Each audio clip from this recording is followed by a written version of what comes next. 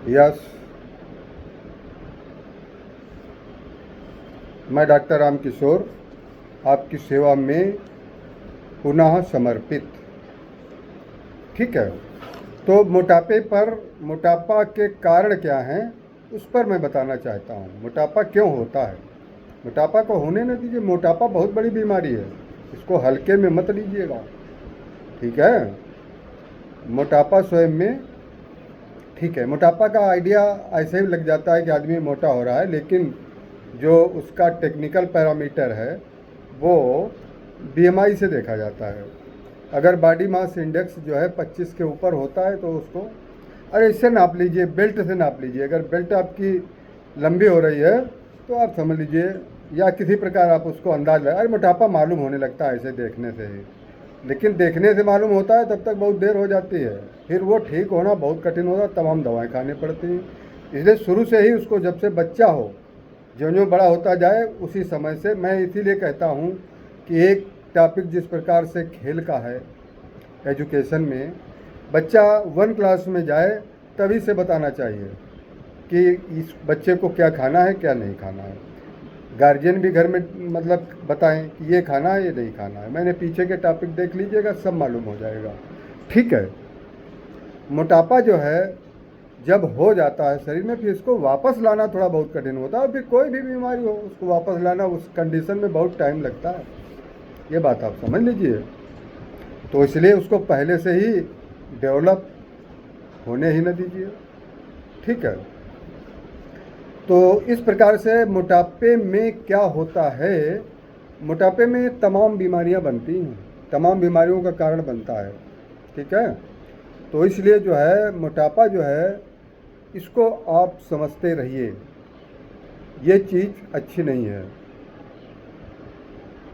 ठीक है, यस। तो इस प्रकार से आप मोटापे से दूर रहिए। ठीक है, सबसे पहली बात जो है, हार्ट के ऊपर लोड पड़ता है। जब मोटापा होगा तो चर्बी ही तो होती, फैट ही होता है। ठीक है, और वो चर्बी जब होगी बॉडी के अंदर तो वो अपने सर्कुलेशन में होगी, आर्टरी में होगी, अपनी नसों में होगी, तो उससे जो है दिल कमज़ोर होने लगता है। आप बात को समझ लीजिएगा, सबसे पहले इफेक्ट उसी पर आएगा। मोटापे का इफेक्ट किस पर नहीं आएगा, सब पर बताएंगे आपको। तो इस प्रकार से आपका एक तो दिल जो है, दिल पर बहुत फ़र्क डालता है, दिल पर बहुत इफ़ेक्ट डालता है।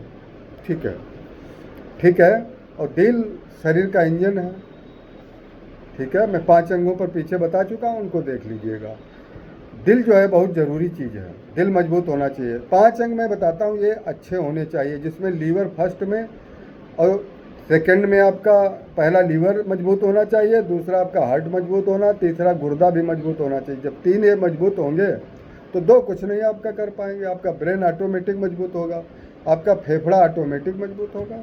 3 को बैलेंस रखो, 3 को सही लाइन में। अरे मेन चीज़ लीवर से स्टार्ट होता है, अरे खाने से स्टार्ट होता है। 80% खाने का प्रभाव होता है, एक्सरसाइज का 20% होता है। अगर मान लीजिए आप ये सोचो कि एक्सरसाइज से जो है हम मोटापा कर लेंगे, तो उतना एक्सरसाइज आप कर नहीं पाओगे, तो इसलिए मोटापा जा नहीं पाएगी।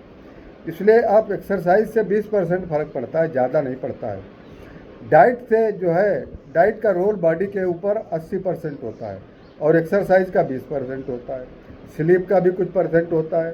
तो सबका मैंने जो 4 हमारे फार्मूला है उनको भी याद रखना, डाइट, एक्सरसाइज, स्लीप और बुद्धिमानी पूर्वक कार्य। ठीक है, इस प्रकार से अब आप समझिए, एक तो मैंने हार्ट बताया, हार्ट कमज़ोर होगा मोटापे में। ठीक है, इसलिए इतना ज़्यादा मोटापा होने ना दीजिए कि हार्ट कमज़ोर हो। हार्ट कमज़ोर होगा तो कौन सी बीमारी नहीं बनेगी। सब पूरा खेल तो जो है ब्लड की सप्लाई पर ही निर्भर है, खून की सप्लाई, खून के जहाँ जहाँ भी खून, ब्लड या रक्त जहाँ जहाँ कम पहुँचेगा वहाँ वहाँ बीमारी बनेगी। तो इस प्रकार से आपका हार्ट मजबूत होना चाहिए, तंदुरुस्त होना चाहिए, अच्छा होना चाहिए। ठीक है, इसके बाद आप आ जाइए, हार्ट की बात बता दिया है, हार्ट पर फर्क डालता है। इसके बाद आप आ जाइए, एक छोटा सा आर्गन होता है, एक छोटा क्या, इसके बाद आप आ जाइए गुर्दे पर। इसका हार्ट के बाद में आप लीवर पर आ जाइए। देखिए जब हार्ट की जब पे मतलब जब शरीर के अंदर चर्बी या फैट या तेल ज़्यादा रहेगा, तेल ज़्यादा खाते हो तो ज़रूर बढ़ेगा मोटापा। इसलिए तेल भर भर के न खाओ भाई, मत खाओ। जितना एडवाइस है उतना खाओ तेल, बस थोड़ा सा उससे ज़्यादा कर लो, बस इससे ऊपर नहीं चलना है। पकौड़े कचौड़ी मीठा, मीठे से भी मोटापा बढ़ता है। किससे नहीं बढ़ता है? मीठे से भी बढ़ेगा और तेल से भी बढ़ेगा। ज़्यादा रोटी खाओगे तब भी मोटापा बढ़ेगा, ज़्यादा तेल खींचोगे तब भी। ठीक है, अब आप आइए नंबर 2 पे आइए, लीवर पर। लीवर फैटी हो जाता है, फैटी लीवर हो जाता है। ठीक है, लाइफ स्टाइल में है, अगर आप मोटापा ज़्यादा आपको होगा तो आपका लीवर कमज़ोर स्थिति में जाएगा। इसलिए जो है ऐसा काम मत करो, मोटापा बढ़े। शुरू से ही डॉक्टर के संपर्क में रहिए, और शुरू से ही मैं तो यही कहता हूँ कि अब तो जो है आप 25 साल से 30 साल पर से अपनी चेकिंग शुरू करा दो, क्योंकि जो 30 साल से और 45 साल का समय होता है, इस दौरान नौकरी लग जाती है, सर्विस लग जाती है, पैसा पैदा करता है आदमी अच्छा खासा, और उस दौरान ये मोटापा भी शादी आदि हो जाती है। उसी दौरान जो है ये मोटापा जो है मस्ती में बढ़ता रहता है। ठीक है, तो उसको कंट्रोल रखिएगा। तेल और ज़्यादा डाइट नहीं लेना है बस। बाकी किसी किसी का जेनेटिक होता है, वो बात अलग है, आनुवांशिक भी किसी किसी का होता है मोटापा, तो उसको शुरू से ही आप ध्यान रखिए। ठीक है, सही रहेगा।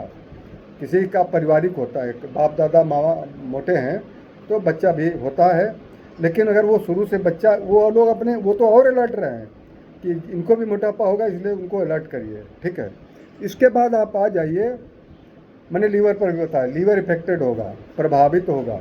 ठीक है, इसके बाद आप आ जाइए लीवर के बिल्कुल नज़दीक में ही पेंक्रियाज होता है, अग्न्याशय हिंदी में बोलते हैं पेंक्रियाज। उससे इंसुलिन हार्मोन निकलता है। इंसुलिन हार्मोन, वो हार्मोन हमारे पूरे मेटाबॉलिज्म को मेंटेन करता है, कार्बोहाइड्रेट को जो है, और सबका जो है यूटिलाइजेशन और सेंसिटिविटी सब करता है। तो बात के ये मानिए कि डायबिटीज़ होने की संभावनाएं ज़्यादा बढ़ जाती हैं मोटापा वाले लोगों को। दिल की कमज़ोर होने वाला, दूसरा लीवर कमज़ोर भी होता है, और फिर शुगर होने की संभावनाएं बहुत ज़्यादा होती हैं, जाने रहना। यस, ठीक है। इसके बाद में ब्रेन के संबंधित बीमारी आपको बताएं। ब्रेन की, मोटे लोग ज़्यादातर भद्दे होते हैं, टैलेंट लोग जो इंटेलिजेंट होते हैं उनका शरीर सुडौल और बढ़िया होता है।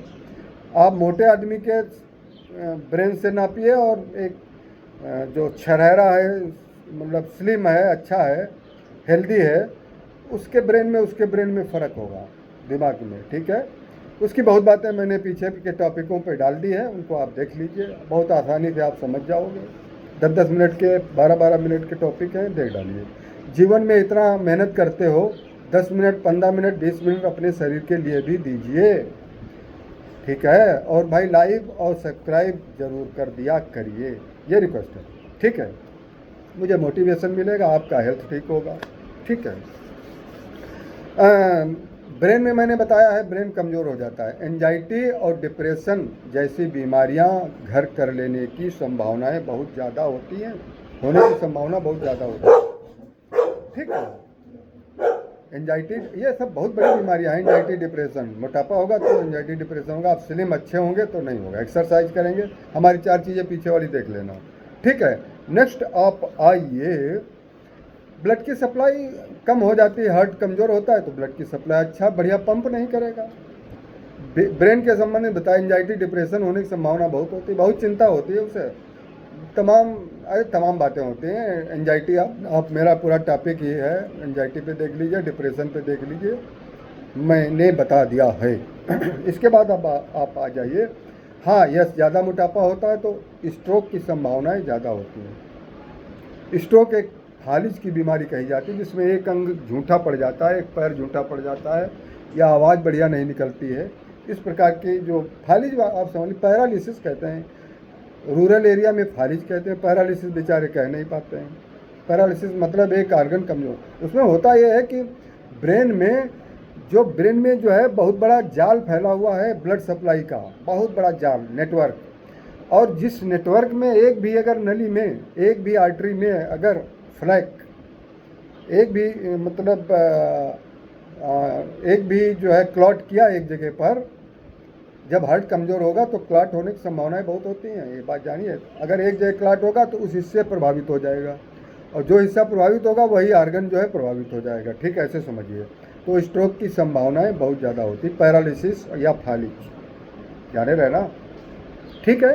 हड्डियों के जोड़, जब वजन ऊपर से ज़्यादा होगा, 1 कुंटल का वजन होगा, तो जोड़ पर, ये घुटने पर ही तो सारा वजन जाएगा, पूरा वजन झेलता तो घुटने बेचारा है पूरे शरीर का, तो ये घुटने बोलने लगते हैं, घुटनों में एबनॉर्मल फंक्शन होने लगते हैं, दर्द होने लगता है, तमाम बातें होती हैं। ठीक है।